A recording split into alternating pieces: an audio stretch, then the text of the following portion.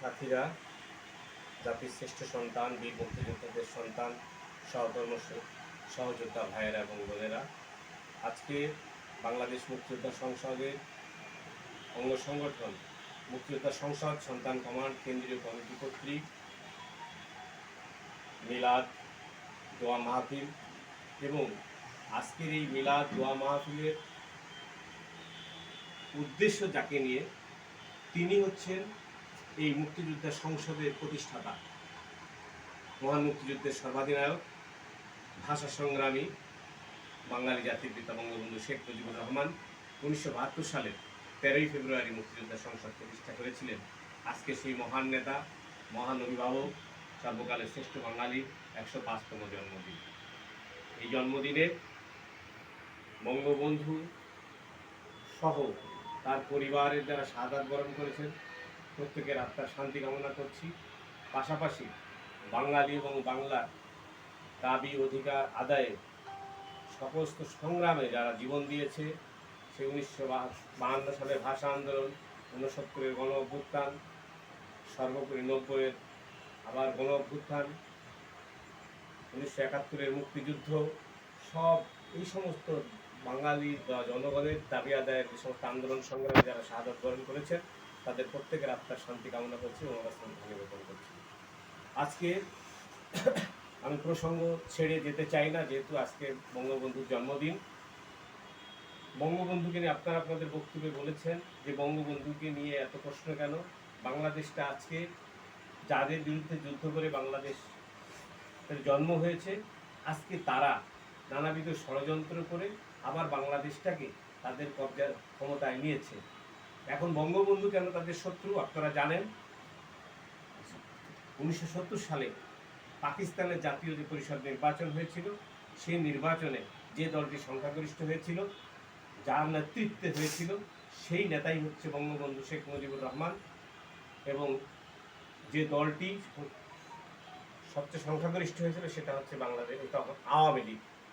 আওয়ামী লীগের নেতৃত্বে আপনারা জানেন যে 70-এর নির্বাচনে সংখ্যাগরিষ্ঠতা লাভ করে, কিন্তু পাকিস্তানিরা সেই নিয়ম অনুযায়ী ক্ষমতা না দেওয়ার কারণে পৃথিবীর ইতিহাস একটি বিরল ঘটনা যে সংখ্যাগরিষ্ঠ জনপ্রতিনিধি পাকিস্তান জাতীয় পরিষদের সদস্যরা একটি সরকার গঠন করলো। সেই সরকার যার প্রধান হচ্ছেন, রাষ্ট্রপতি হচ্ছেন জাতির পিতা বঙ্গবন্ধু শেখ মুজিবুর রহমান। আর সেই ধারাবাহিকতাই হচ্ছেন তিনি মহান মুক্তিযুদ্ধের সর্বাধিনায়ক। আজকে তিনার জন্মদিন। সেই যুদ্ধেও পাকিস্তানিরা সেদিন হেরে গেল, বাংলাদেশ স্বাধীন হলো।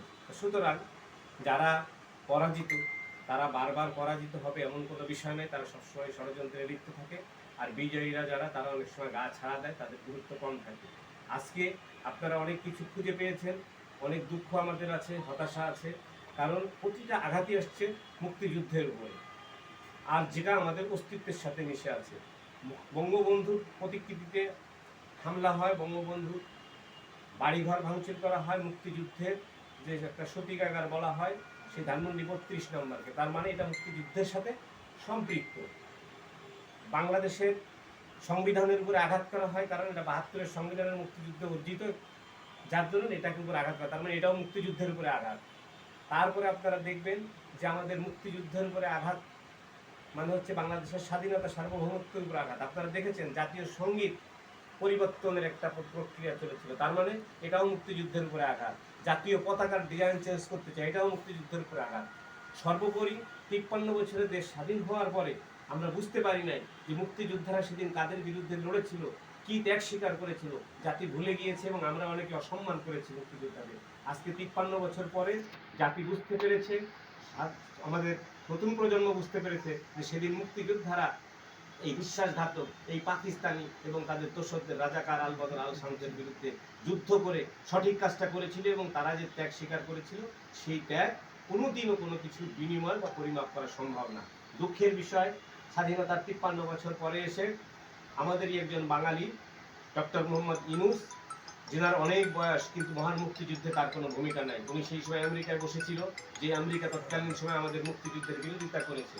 যেহেতু মুক্তিযুদ্ধের পক্ষে ওনার ভূমিকা নাই, তার মানে আমি ধরে নিব যে তখন সে সময় উনি ওখানে বসে মুক্তিযুদ্ধের বিরুদ্ধেই করেছিল। যদি মুক্তিযুদ্ধের পক্ষে কিছু করতেন তাহলে অবশ্যই সেই ডকুমেন্টসটা থাকতো। আজকে তার সকল কার্যক্রম প্রমাণিত হয়। আপনারা জানেন যে উনি যে কোন প্রক্রিয়ায় আসছে, রাষ্ট্রীয় ক্ষমতায় আসছে, অমুক করছে, আমি সেদিকে যেতে চাচ্ছি না। আমি যেতে চাচ্ছি যে উনি কি করেছেন।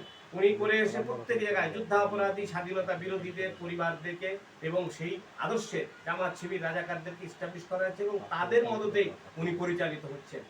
আপনারা দেখতে পাচ্ছেন প্রতিটা ক্ষেত্রে উনার যে মাপ, ওনার যে বিশ্ব পরিমণ্ডল, ওনার যে বিস্তৃতি বা অবস্থান, উনি এই সরকারের প্রধান হয়ে অন্তর্বর্তীকালীন সরকারের দায়িত্ব নেওয়ার পরে যেটা হয়েছে, ওনার সেই বিশ্ব পরিমণ্ডলের ওনার অবস্থান থেকে সেই জায়গার থেকে ওনার লেভেল এখন নিচে চলে আসছে। এখন আর ওনাকে নিয়ে গর্ব করার মতো আমাদের কিছু নেই।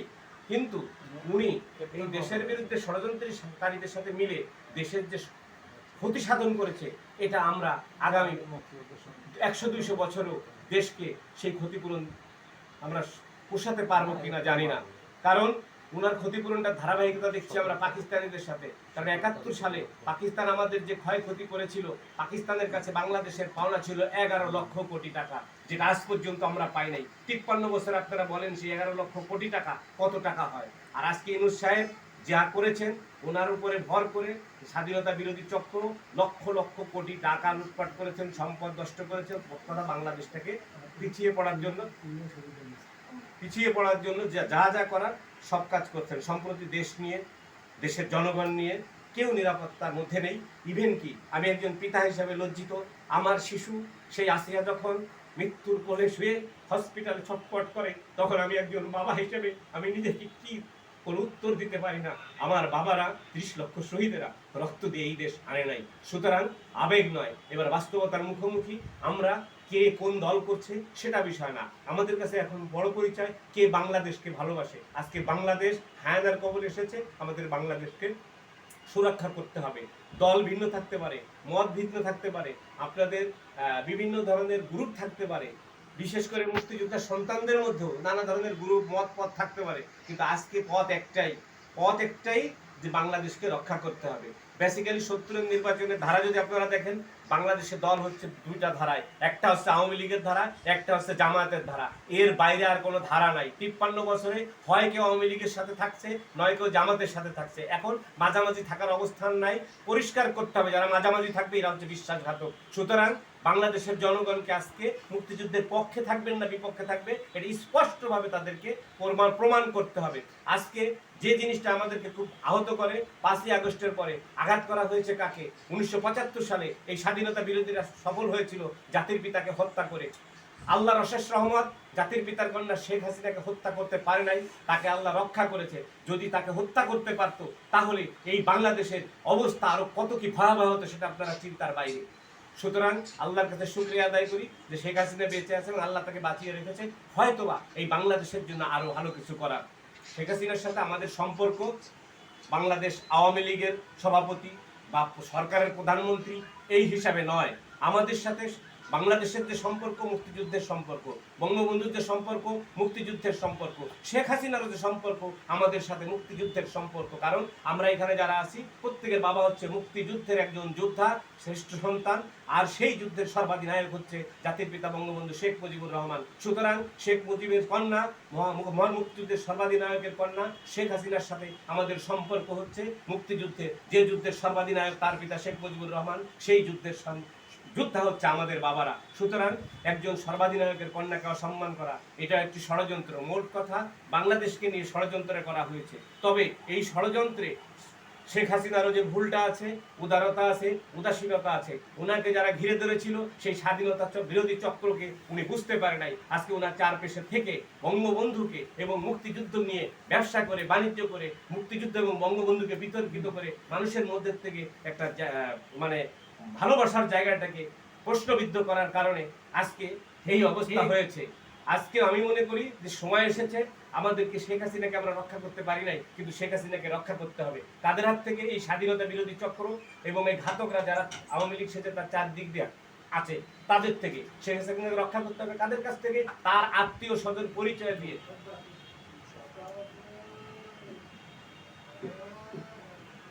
যারা পরিচয় দিয়ে মানে দেশটাকে পিছিয়ে নিয়ে গেছে, দুর্নীতি করেছে, অর্থ পাচার করেছে, এদেরকে আমাদেরকে দেশটা নিয়ে যারা ইয়ে করেছে তাদের সাথে আমাদের এটা, কারণ কি এই দেশের মুক্তিযোদ্ধারা যুদ্ধ তো করে দেশ পাচার করার জন্য, ইয়ে লুটপাট করার জন্য তো করে না। যারা করেছে এদের একটা বিচার হওয়া উচিত, এদের শাস্তি হওয়া উচিত। সুতরাং আমরা মনে করি যে বাংলাদেশের এই পর্যায়ে